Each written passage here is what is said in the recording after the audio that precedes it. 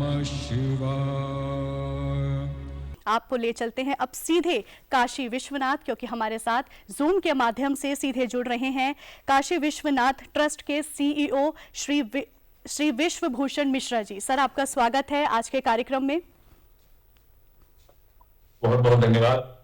नमस्कार सर। देखिए, जब सावन की बात हो रही है, भोले बाबा की बात हो रही है, तो ऐसे में काशी का जिक्र तो बनता ही है। सभी चाहते हैं कि सावन में हम भी जाके काशी विश्वनाथ के दर्शन करें। तो ऐसे में सर, आज तीसरा सोमवार है, पिछले गुजरे 2 सोमवार कैसे गुजरे और आगे क्या प्रबंध किए गए हैं दर्शकों के लिए?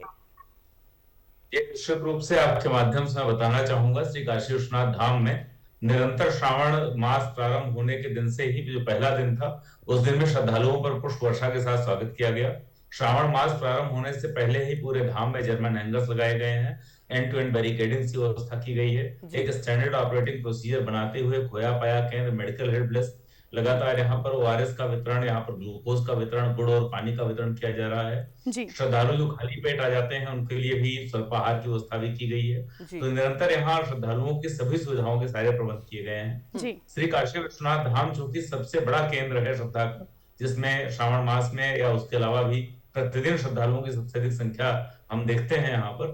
तो अभी ये तीसरा सोमवार आज है और आज अर्धनारीश्वर स्वरूप में महादेव का श्रृंगार भी किया जाएगा। सर, जैसे कि पिछले 2 सोमवार बीत चुके हैं, आज तीसरा है, तो क्या श्रद्धालुओं की संख्या में कुछ घटते क्रम नजर आए हैं या अभी भी हमें उसी तादाद में श्रद्धालु जन नजर आ रहे हैं? श्री काशी विश्वनाथ धाम में एक बड़ी संख्या श्रद्धालुओं की दक्षिण भारत से आती है और उत्तर भारत के बाद मध्य भारत से नीचे बिल्कुल गुजरात और महाराष्ट्र से जो हमारे प्रांत जो प्रारंभ होते हैं, उनके यहाँ श्रावण मास उत्तर भारत से 15 दिन बाद प्रारंभ होता है।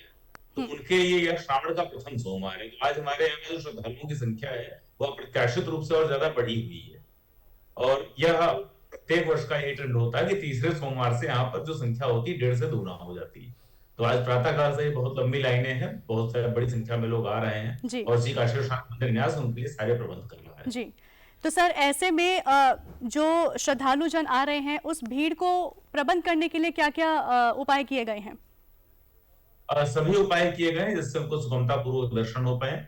स्पर्श दर्शन पूर्णता बंद किया गया है जिससे सभी लोग सुगमता पूर्वक और समय से दर्शन करके निकल सकें।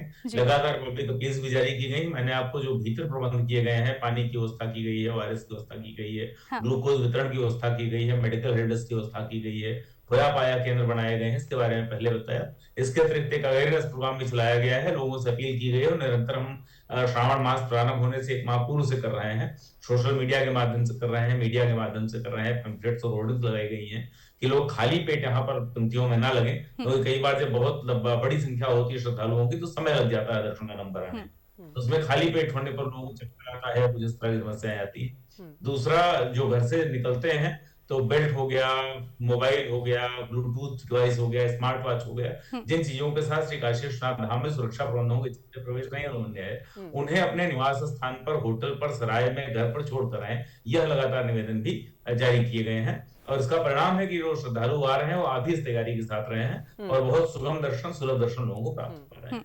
मिश्रा जी, देखिए, जितने भी दर्शक हैं सभी इच्छुक हैं वहां आने के, लेकिन कोई क्या ऑनलाइन सिस्टम होता है बुकिंग का या कोई ऐसा समय है कि उस समय अगर आए तो थोड़ी भीड़ कम मिले, तो कैसे अपने आप को प्लान करें काशी जाने के लिए?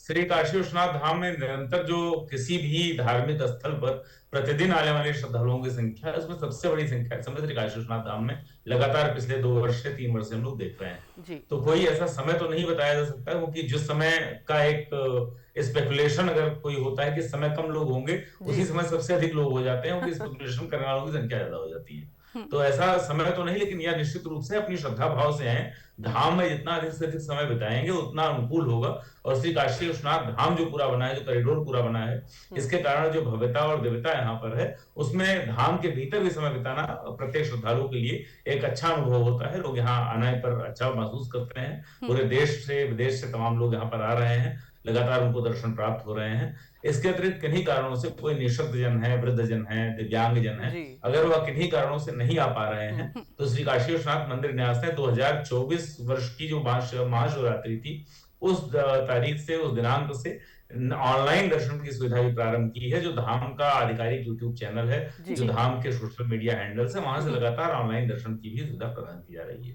जी देखिए हमें लगता है कि जो दर्शन के सभी अभिलाषी हैं, जितने भी हमारे श्रद्धालु जन हैं, तो क्या दर्शन का कोई अलग से प्रावधान, कोई समय की अवधि, कोई ऐसा विशेष समय श्रद्धालुओं के लिए निर्धारित किया गया है? मिश्रा जी, अगर आप कोई एक अपील करना चाहें दर्शकों से कि जो भी हमें देख रहे हैं कि आप स्वयं अपना कैसे ध्यान रखें, तो आप वो बताएं। काशी विश्वनाथ धाम में आने के पहले मैंने कहा कि जैसा यहाँ पर 2-3 चीजें हैं, तो प्लास्टिक पूरी तरह प्रतिबंधित है, तो प्लास्टिक का कोई सामान लेकर यहाँ पर प्रवेश ना करें या उसके साथ यहाँ योजना ना बनाएं। स्मार्ट वॉच है, मोबाइल है, ब्लूटूथ है, इस तरह की चीजें भी यहाँ प्रतिबंधित है। धातु की नुकीली चीजें प्रतिबंधित हैं, इनको घर से लेकर ना चलें, घर पर छोड़ कर आएं और कुछ खा पी कर आएं, क्योंकि थोड़े समय तक यहाँ लाइन में लगना होगा, तो खा पी कर आए, बिल्कुल खाली पेट ना आए। शेष सारे प्रबंध धाम के भीतर किए गए हैं। धाम के भीतर लोगों को पानी से लेकर ORS से लेकर ग्लूकोज तक जितनी सुविधा हो पाती दी जा रही है।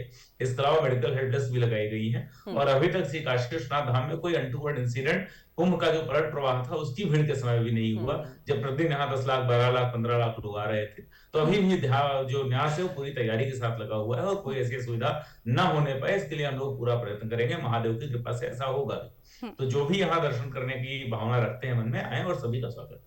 जैसा आपने कहा, महादेव की कृपा सब पे बरकरार रखे और जितने भी श्रद्धालु जाएं उनको शांतिपूर्वक दर्शन हो, इसी कामना के साथ अभी आपसे विदा लेते हैं। बहुत बहुत धन्यवाद हमारे साथ जुड़ने के लिए। हर हर महादेव। हर हर महादेव।